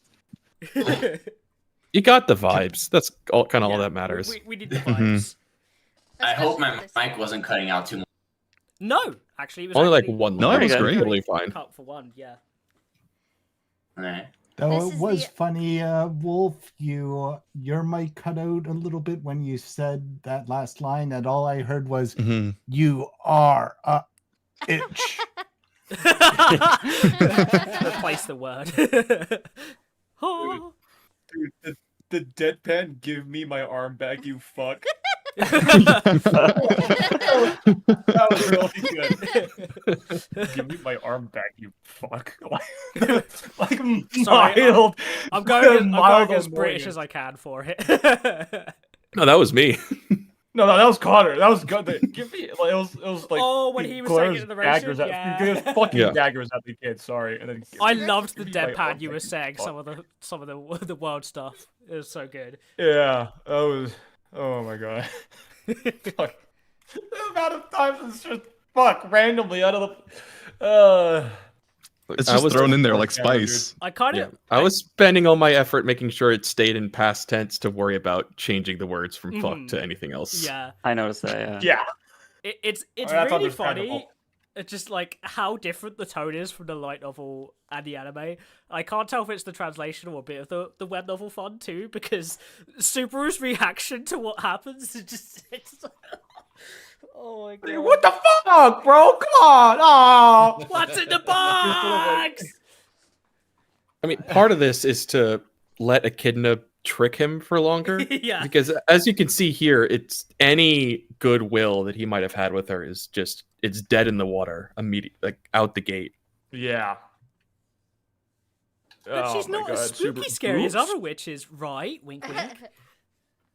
yeah. You exposed me to 3 unimaginable terrors to make that point. You are as scary as them, bitch. No, I mean I'm not that bad. Like comparatively. That it is one thing I do love about this arc is that you really come across the idea that these witches are completely insane. Like they're outside of the normal bounds of human comprehension of the world. Absolutely. They just don't think in the same wavelength. And we love them for it. The anime made them seem so like normal. Well, like fun, Minerva yeah. comes in and just saves the day and leaves, Yeah. rather than here where you're getting They're all more of the- his impression of he's She does very stomp scared on the of her. ground. They're all Yeah, pretty she does good. kind of like break the ground in Yeah, the show, I she believe. stomps so hard the camera shakes in the show. So Mhm. Yeah, Yeah. but it paints it like a temper tantrum, Yeah, like not a like a comedy. yeah. Like she's a little insane, but she's nice, you know? Mhm. Typhon's, She's crazy, but I like her. her- Yeah. But we vibe with her. She's Her- fine. we vibing. Typhon's dark witch muttering is removed too.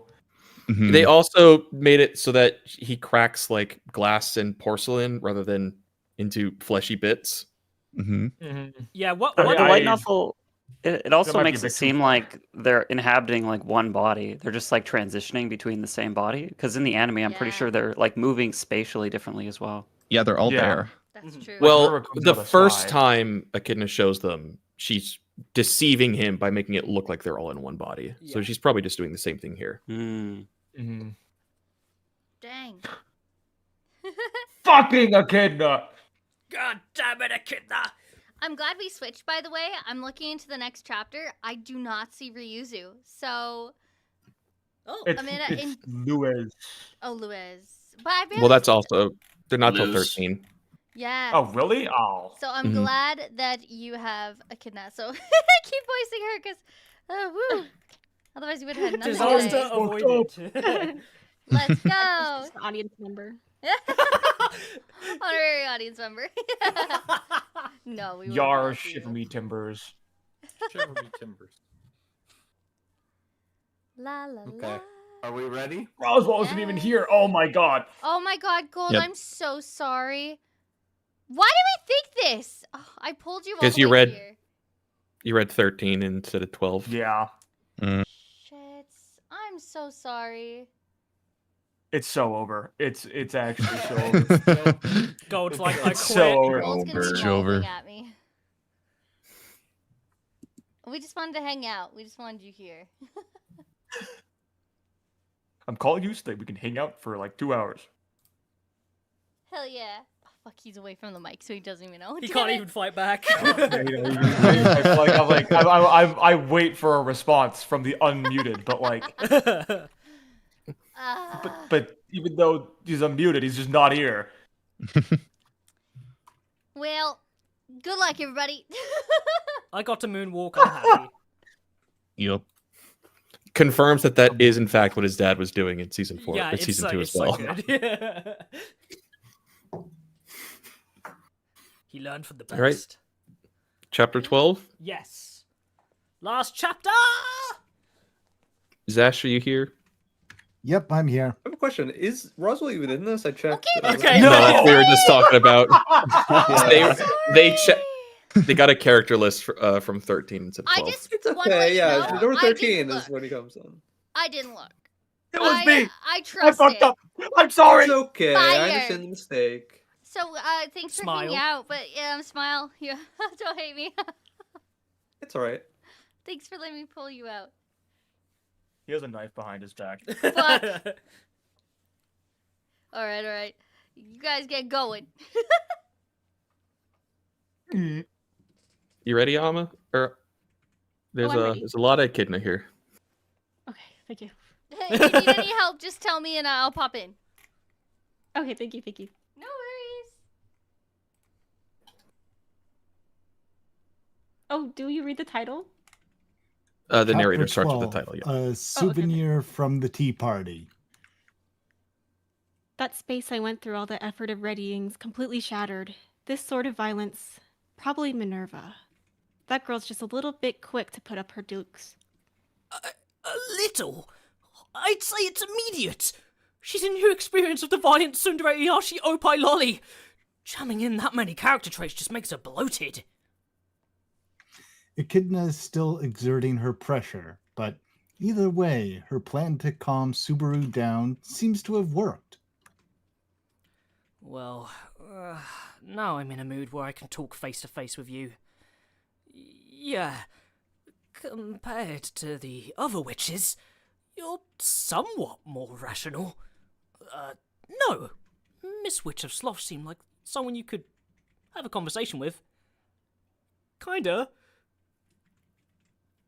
I don't know how this'll sound with me saying it, but Sekhmet's the oldest and most rational of the witches. When she's angry, it's nothing half-baked, though. Nothing half-baked. So she's scary when she's mad? Well, we'd be no match for her even if we faced her together. I don't really think we could beat her even if we got the other 5 witches in on it. Echidna sits back down in her chair as Subaru stares at her doubtfully. Looks like Sekhmet stands out as strong, even among the witches. Actually, I've been getting the feeling you're leaving the Witch of Envy out in the cold. Just one bit of advice for when you're talking with me. A smile forms on Echidna's face as she raises a finger, points at Subaru, and tilts her head. I consider the other witches my friends, and I think they deserve respect, since my personality has so many flaws. My long relationship with them gives me somewhere to turn to, and was a saving grace for me, so I've gathered up their souls without missing a single one. I feel like I just heard something I really can't let slide, but... go on. Their destroyer was the Witch of Envy. Can you smile happily while you talk about the being that gruesomely murdered your friends? She's still smiling, but the nature of it changes. Fear runs down Subaru's spine, and Subaru nods several times in agreement before he even realizes he's doing it. Echidna nods. The mood's got a little bit bad. How does another cup of tea sound for a palate cleanser? I'm not brave enough to drink another cup of kidney tea. If you're not going to put actual tea in there, my urge to eat or drink anything here is zero. Now, being invited to tea with a witch. Back in my day, that was something to feel jealousy about. The generations and the people do change. Echidna refills her cup and brings it to her lips. That is to say, she's drinking her own bodily fluids. Ugh, it's like you're a rabbit or something, where you can live forever by eating your own crap! Being equated to that is kind of humiliating, but... Was that you indirectly saying you want to hear about the sizable hair? Huh? Sizable hair? Subaru tilts his head. He's heard the term somewhere before, and trawling his memories, he places it as being when he was riding Patrichet along the Refuse Highway, pre-white whale fight. Cut in the anime. One of the witch beasts on par with the white whale. I think. The sizable hair and the black snake? Daphne's unpropitious legacy. They're all unmanageable problem children. Never mind the black snake. You'll always hear about the white whale and the sizable hair causing trouble somewhere. By the way, about the white whale. It happens that because of my efforts it was slain the other day. Because of my efforts. Brags Subaru. For the first time, Echidna's black eyes open wide in surprise. Wow, really? That's amazing, that is. Looking at you, you wouldn't seem to have any skill in swordsmanship or aptitude as a sorcerer. But you must have got the people around you moving extremely well. It's extremely disappointing that you instantly saw through it not being a solo effort! You know, I might have just blasted it through all by myself. Whether the white whale or sizable hair, it's pretty hard to envision there being someone who could single-handedly kill either. Even in my generation, the only one who could probably manage that be Reed. Subaru raises his eyebrows at the unfamiliar name. Echidna sets her fingers to her lips.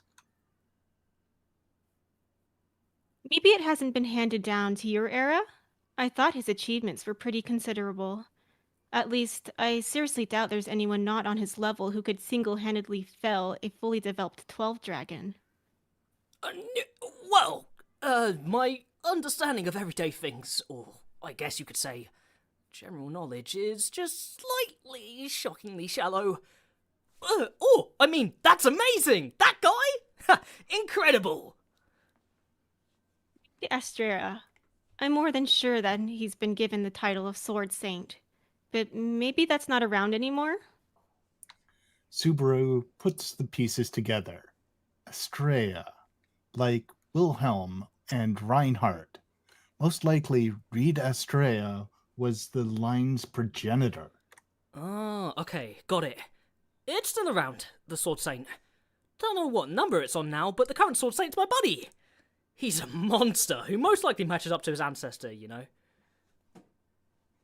A way to speak about a friend is what I'd like to say, but knowing how Reed didn't line up with normality, I can't laugh at what you're saying.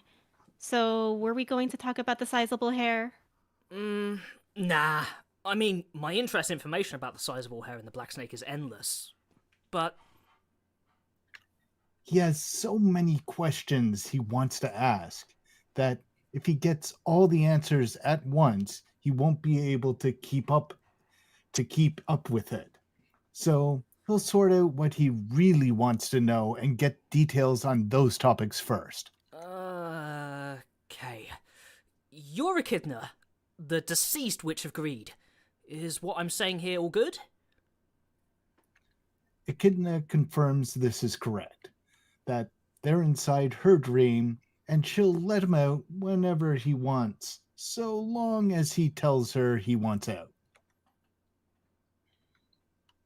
Subaru's like, thanks for the consideration, and thinks about what his first question should be. I'm thinking we should get this confirmed first. What the heck about you is deceased? You're here frolicking about and having a wonderful day today. Ah, I see. No, I didn't explain anything about this at all, did I?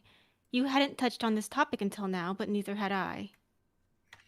Echidna claps her hands and nods in assent. Between everything that's happened since meeting Echidna, they had completely lagged on bringing up this extremely obvious question. If it's that you're a ghost haunting a tomb, well, I guess that's fine too. After getting meddled with this much, it's impossible to say that all my imagination, or however you'd put it. Ghost isn't something I can deny. That I've lost my physical body and am now a mental body is fact.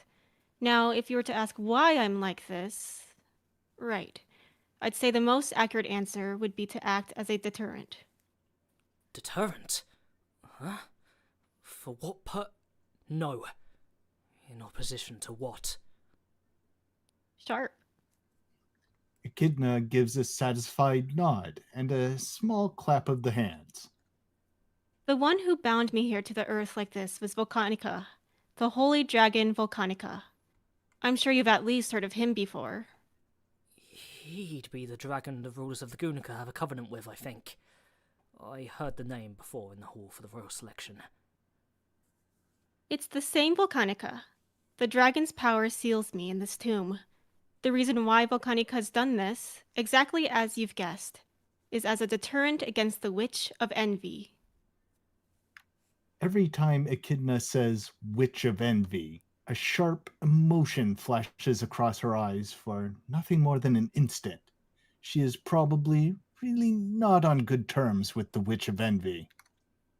The Witch of Envy's sealed in the Witch Sealing Stone, but the seal on her isn't completely ironclad. Volcanica's lifespan isn't infinite, and it's not impossible her seal could be undone if given some chance. There's more than a few beings which exalt that thing, and you can't fully assert that a natural disaster won't damage some part of the stone. So Volcanica keeps me in existence. As combat power for when the Witch of Envy's unsealed. Though even me being the one to remain, I don't think I can really answer to Volcanica's expectations. If he was going to keep anyone, he should have kept Sekhmet. But the problem there is that Volcanica himself has some gripes with Sekhmet. Getting that beatdown seems to have made him aware he doesn't deal with her too well. Subaru isn't sure to what extent he should believe this story about Sekhmet apparently getting a beatdown on Volcanica of all fucking things. Anyway, myself, who is a witch, and the holy dragon Volcanica, then be the sword saint and the sage. Anyway, if all these parties did assemble, we might be able to oppose the Witch of Envy, even if she hypothetically does get revived. Would about be Volcanica's flickering hope. I'm here exposing my shameful posthumousness even right now, but that's the principle of the background behind it. So, basically, it's okay to say that you're being bound here as a ghost is because of the dragon.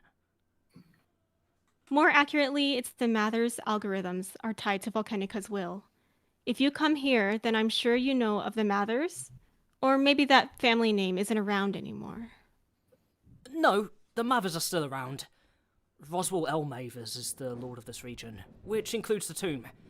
And he's also my boss, or I guess my patron, or I guess a pervert, or...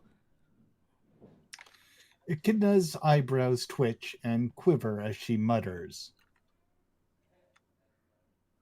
Roswell? Sorry, but did you just say Roswell? Oh, yeah, I did. Roswell. What? You know him? Things would certainly be strange if I did. I'm from 400 years ago. If he's someone from the same generation as me, the story ends up going just a little bit funny. Subaru agrees with this. Echidna puts a finger to her lips. Ah, right. Is the Roswell you mean someone with long, dark gray hair? His eye color. I think it might have been yellow. Nope. They're different. The Roswell I know has navy blue hair. Or, actually, it's exactly the same colour as the jeans I'd wear. And the eye collar's wrong too. He's got two eyes, different colours, one blue and one yellow. Subaru sighs in relief at these minute differences. Subaru knows that Roswell's managing of his land is something inherited down the Mathers family. So that means the family's also inheriting the covenant with Volcanica to seal Echidna. So considering this inherited role... Maybe the name Roswell was professionally inherited down the line too. You do see it in a lot of manga when you get girls with blatantly male names. Roswell being something inherited. If so, that's kinda a nightmare. She nods in agreement with Subaru's speculation and shrugs, some exhaustion peeking through. Subaru knits his brows at the uncharacteristic behavior. The character I know as Roswell had just a tiny bit of an excessively focused disposition. He'd be well prone to offering up his everything for a given goal. So then, if he hadn't changed at all after my death... Unsatisfied with using only his life, he might offer up his whole family's time? That'd be it. Ah, gracious, just thinking it makes for something horrifying. A smile rises on Echidna's face, which looks like one of a parent watching over a child who is bad at the things they do. Or that impression is probably just Subaru being mistaken. I understand why you're in this tomb, and who's putting you here. I'll grill present version Roswell about what's going on with this after I wake up. At your liberty. So, other questions? Course I have 'em. Next thing I want to ask about is the trial. The trial I've heard happens in this tomb. Can you tell me the content of it? Also, please tell me what's on the answer sheet. Asking the examiner for the questions and the answers in the same breath. Just how truly merciless you. Archaic grammar, something? There's no reason not to use the shortcuts you can. I'm the kind of person who plays games while reading walkthroughs. Because it's a fucking pain to have to replay an event after failing it. Echidna closes her eyes in thought, opening them after 5 seconds. So, the trial. Yeah, that. We're stuck talking with it. It doesn't get cleared, and it's a problem for an important girl of mine. Now she can't even leave Sanctuary if she's homesick. The option to leave her behind and go home, of course, doesn't exist for me. So, while Amelia physically can't exit the barrier around Sanctuary, Subaru also has no intention of leaving so long as she is stuck here. This is a wall they'll scale together. Subaru will do anything he can to achieve that. Even if it means cheating! Sorry for all this just when you're all fired up, but I don't know about the trial. I haven't participated in it, so I don't know the contents. But why? Echidna shakes her head. Do you know where we are? This is my tomb, right? That being said, this place was made after I died. And then the trial you're talking about would take place inside the tomb? So then the trial in this tomb was something made after I died. Surely there'd be no way for the deceased like me to get involved with it. With how lively you've been this whole conversation, there's no way I'm just agreeing with that one! Either way, I wouldn't have had any place in the questions, so I can't answer you on the trial. Actually, it's so much so that I'm interested in hearing about the trial. From you. My curiosity in the contents, questions, answer choices, and of course the answers to the problems is endless. Echidna's eyes sparkle with thirst for knowledge.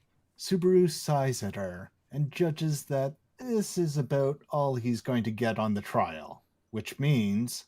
Oh, man. I don't really have much I want to ask you. Huh? You're kidding, right? There's no way that's possible. I mean, you know I'm the Witch of Greed.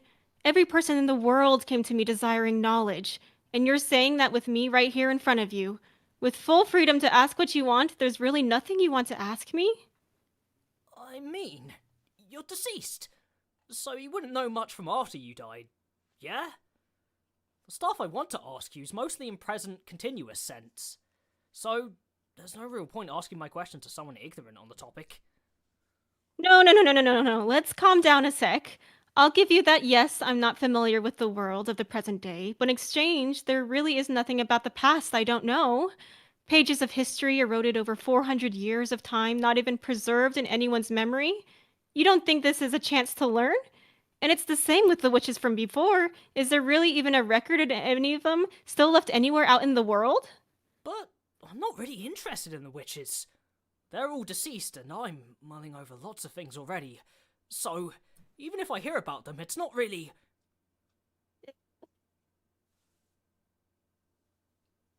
Subaru enters into full throttle leisure time mode while Echidna's face crunches up in dissatisfaction. The couple's roles perfectly reversed. That said, as far as Subaru's concerned, this is truth. If forced to answer whether he had any interest in just how far the witch's fears and misdeeds went, then no, he would have no interest. Nothing would happen even if he did ask about them. With this point as the foundation of it, he just is uninterested. Oh, actually, now that I think of it, I just remembered a question. Yep, good, exactly. Yes, of course you have one. Anything you ask is absolutely fine. If it's something I can answer, then won't I just go and answer it? Faha! And she snaps it up. Subaru thinks that even if you call it a witch, fundamentally, the root still stinks of human. The residents of the sanctuary where this tomb is called, the place, a test site? The phrase Witch Agreed's test site feels pretty significant. And then there's the barrier, so half-bloods can't escape. So, if you could tell me what kind of test... Can't. You were doing, that would be... Subaru shuts up halfway through at how unapproachable that reply was. Echidna notices how cutting what she just said was, and her expression turns awkward. Sorry for that, but there are some things I can't answer. I'm unable to answer that question. Not that I can't answer it, I don't want to answer it. It doesn't exactly give a good impression. Test site. But you aren't denying it.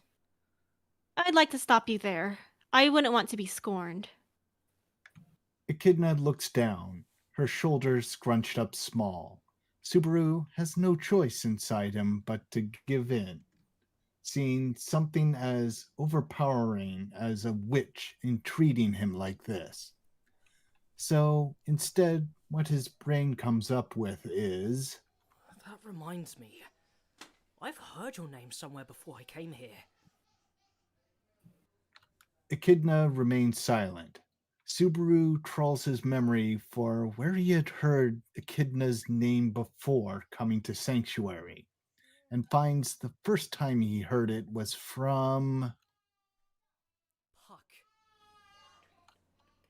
Loop 3 of Arc 3, when Puck killed him during Puck's conversation with Beetlejuice.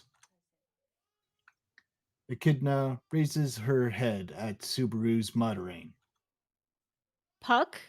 You don't mean that cat spirit? Huh? Yes, that one! He's a cat spirit! You know Puck? That isn't even a question. He came here? Then just how much has he remembered? Echidna is surprised, and Subaru's surprised at the reaction. She prattles on quickly, but immediately shuts up. Faced with this, Subaru can't say anything, and Echidna closes her eyes in deep thought. What should he say, thinks Subaru as he looks up. When something hot in the pit of his stomach asserts its existence, robbing Subaru's attention. An incredible heat screeches through Subaru's gut. He puts his hand to his chest as he winces, his gut tottering as he stumbles. This agony is absolutely nothing ordinary. Stomach aches or whatever couldn't even hope to compete to this mysterious pain, himself drooling in the face of it. Unable to say something, unable to stay standing, he falls to his knees and immediately collapses onto his side. Ah, looks like it's finally taking effect. Says Echidna as she looks down at Subaru, her eyes cold. She slowly walks over to the anguishing Subaru, bends down, gets her face in close, and brushes away his bangs as his mouth flaps opened and closed. When a witch invites you for tea, you mustn't simply put anything presented in your mouth. Maybe this'll be a lesson for you? You did you poison? Surely I didn't. Didn't I say? When you drank, what you drank was my body fluids. A piece of a witch, a being that differs fundamentally from humans. That's what you drank in. Subaru now realizes that he took the word bodily fluids far too lightly before, and now he was writhing in agony for it. His eyes open wide. Subaru glares at Echidna. That friendly demeanor of hers from up until now is completely gone. Just what the hell was her motive? I'd like you not to misunderstand. It isn't that I did this while holding any hostility or malice towards you. In fact, I regard your existence very favorably. That I made you drink a part of me was also due to that. Talking as if you know. If I were to explain it simply, I applied treatment so that it'll be easier for you to familiarize yourself with the witch factor sleeping inside you. Or abouts. Which factor? The blaze inside him only intensifies further as he frantically repeats the term back at Echidna. Witch factor. He's heard the term several times before now. From Beetlejuice, from Beatrice. Well, you killed an adherent of the Witch of Envy, didn't you? When that adherent died, the witch factor slipped inside you. Though it seems there's something else inside you as well. When it harmonized? What? Indeed, what will happen? Honestly, even I don't know.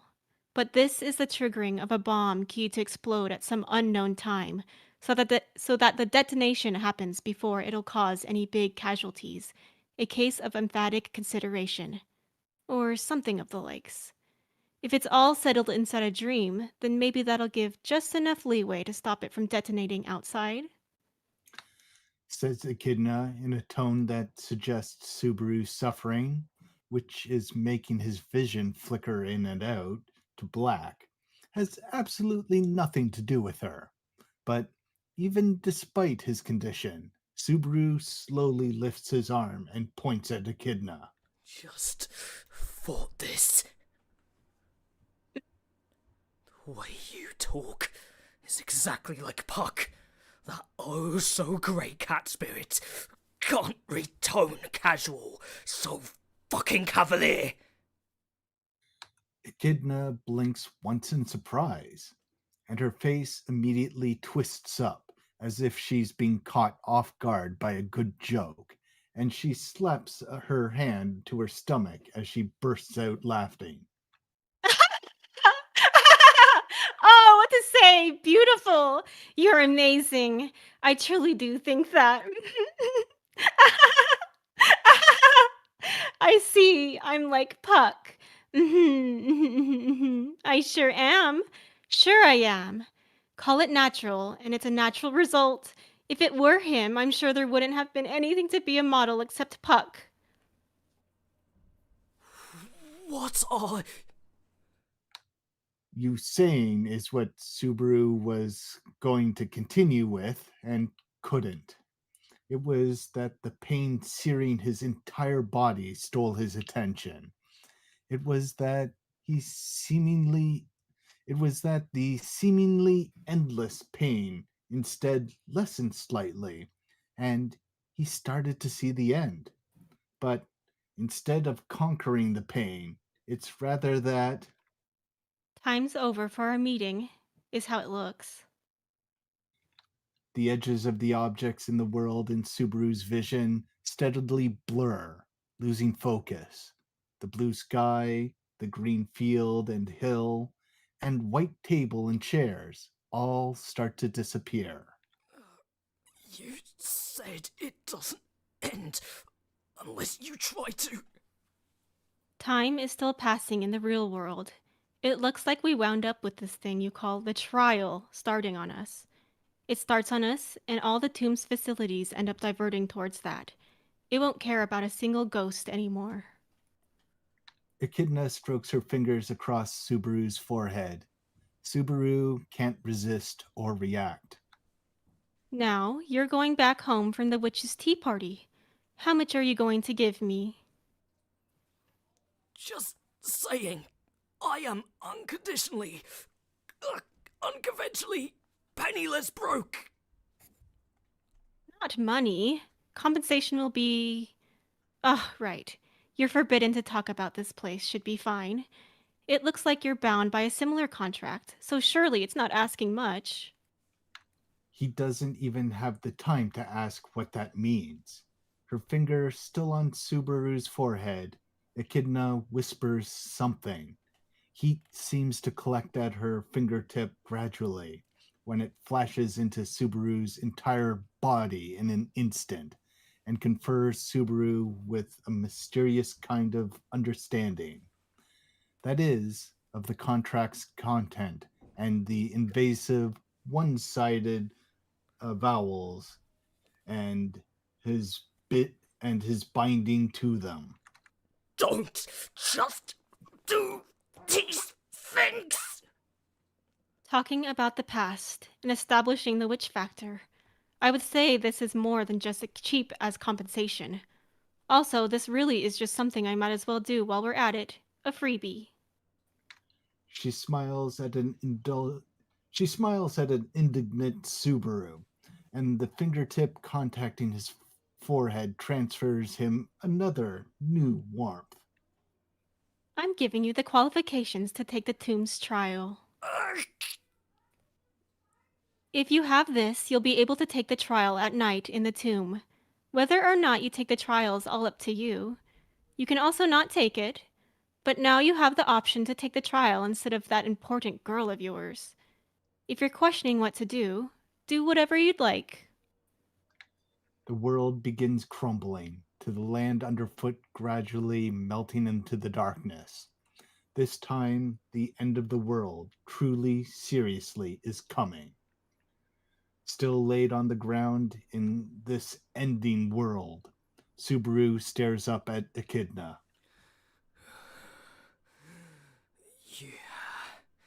You really are a witch. Yes, I certainly am. Right here is a damn wicked sorceress. Subaru's consciousness falls and falls, fades and fades, floating up out of the dream, and from the witch's dream, he is released. Amazing job, guys. That was amazing done. armor. You did such a good job of Echidna. Woo! Oh, thank you. Everyone does great. Good job, good job. The amount of lamp shading. I can't believe they mentioned stuff like that this early on. I understand why people were mad about season 2 now. Get it now. The amount lamp shading Reed, lamp shading A Roswell, light lamp novel shading too. Buck. Jesus. Yeah. Holy moly. I mean, honestly, you learn some of this in the anime still a little bit anyway. That's true. And part of the Yeah. issue with the web novel for Arc 4, and I think this was like, this is definitely a thing that's changed to Page writing style going forward, but he really drew things out for this particular arc, and a lot of stuff could have been cut or edited down, so it ends up being like a lot longer and long-winded than it necessarily needs to be, which is why a lot of stuff was cut down in the light novel and anime. That makes sense. I think This the only would've thing been, that's like, really more than missing from it that people notice and comment on if you like watch any reactions to it is that Subaru doesn't try to get any help from her when she Yeah. offers it. Yeah. So him saying like, "Can you help me with this?" No. "Can you help me with this?" No. Then there's reasons why he wouldn't ask any further, rather than just, "No, I'm just gonna go back," without even attempting to ask questions. Hi. It's like a lot.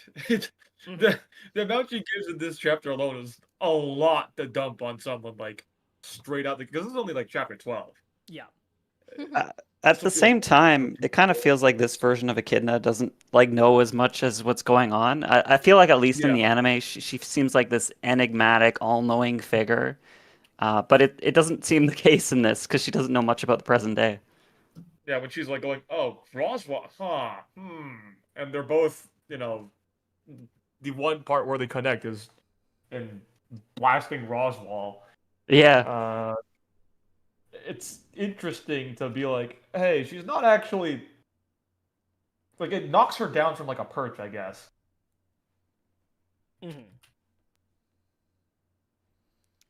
Also, is it pronounced Beetlejuice or Betelgeuse? It's actually with a P. It- Pedalgeuse. Pedalgeuse. So it is, Oh, it is okay. a purposeful wrong spelling of the name. Like that is. I see. So it's Petalgoose. Yeah, Goose. because Goose. with a B, Betelgeuse is a star, but it's purposefully misspelled, so it's like, not really. Yeah, I just assumed with the reference to the Subaru star cluster with his name, it was just another astronomical reference. Yeah. I mean, it is still referencing the star, but it's the thing you're supposed to note is that it's not spelled correctly. But it's like barely Yeah, not. it is the legally distinct version of the star. Whereas Subaru, Echidna, Typhon, Sekhmet, Minerva, like every name related to that we've gotten so far is a star, or at least a celestial object, if not a star. Like even I'll be honest, Satella I've is never caught satellite. that until now. Satellite, yeah. Or the magical devices are supposed to be meteors, but when you write that out with katakana, you end up with meteor. Which is how they get media. Yep. All right. We've been going on for a while. Thank you, everyone, for, one, acting today, but two, being here in the audience today. We appreciate it. We are coming back to Arc 4 as well as Arc 2 and Arc 3 in order to give us something to do while we are re-editing Arc 6, because we are going to post, edited chapters with music and such. That was the whole reason we went live in the first place. Arc 7 will not be a live recording at all. So we are currently in the process of getting all the lines for Arc 7. I'll be continuing putting out more of the phases for our VAs very soon. And we're going to have our first airing of an Arc 7 chapter on March 14th, 2026, which is our 5th anniversary. And from there, we will be, hopefully, as long as everything goes okay and we have all that backlog, we'll be posting an Arc 7 chapter once a week. We're going to try to get all of Arc 6 out between now and the end of the year, or at least have it done edited. We might go into a little bit of the new year with posting, maybe even up until our anniversary, just so we get ahead of the anime if it does come out in January or if it comes out in the spring 2026 lineup. We're not too sure when it's going to come out yet. So this way gives us a little more flexibility if we got to pump out everything fast or slow for Arc 6. But Arc 7 will be starting on our 5th anniversary. Yay! Woohoo! Woo! We've recorded up to, I think it's phase 5 that I've sent out, or phase 4, I forget. But we're in between those 2 phases of Arc 7, so the rest are coming up. But this has been great, everyone. Thanks for coming in for a bit of an easier stream for this. More we'll go through relaxed. Arc 4 for a bit. When I have some Arc 2 stuff ready, we might dip into Arc 2 as well, but we'll have to see. This is just for fun to hang out with all the VAs and have a nice time. It was a lot of fun. Yeah, that was really fun. Get to know the community. Yay! Yippee! Right, with that ahead, bye-bye, everyone! Goodbye! Bye. Bye.